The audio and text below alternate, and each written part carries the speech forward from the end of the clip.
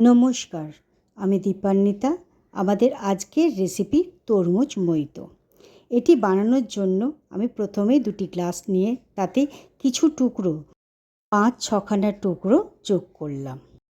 তরমুজের আমি গ্লাসে যোগ করে দিলাম। তার সাথে দিলাম 5-6খানা করে পুদিনা পাতা। এরপর 2-3টে লেবুর টুকরো যোগ করে দিয়ে সেটিকে একটি আমি এখানে বেলনার সাহায্যে থেঁতলে নিয়েছিলাম। আপনাদের কাছে যদি স্ম্যাশার থাকে তাহলে সেটা দিয়ে স্ম্যাশ করে নিতে পারেন। এরপর 1 চিমটে করে বিট নুন তাতে আমি যোগ করে দিলাম। এরপর আমি একটি সুগার সিরাপ তৈরি করে রেখেছিলাম, তার থেকে 2 টেবিল স্পুন করে সুগার সিরাপও আমি তাতে যোগ করে দিয়েছিলাম। এরপর সেই গ্লাসে দিলাম আমি স্প্রাইট। আপনাদের গ্লাস যেরকম সাইজের হবে ততখানি পরিমাণ আপনার স্প্রাইটটি লাগবে, সেইভাবে পুরো গ্লাসটিকে স্প্রাইট দিয়ে ভর্তি করে দিলাম।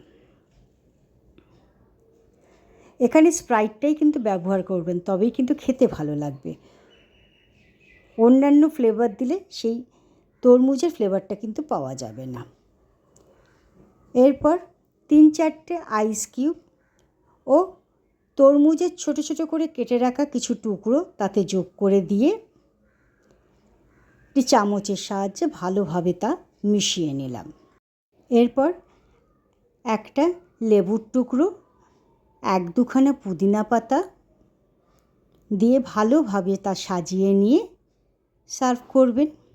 এই গরমের দিনে ঠান্ডা ঠান্ডা তরমুজের মইতো খেতে দারুণ লাগে। আজকের রেসিপিটি কেমন লাগলো তা অবশ্যই জানাবেন। ধন্যবাদ।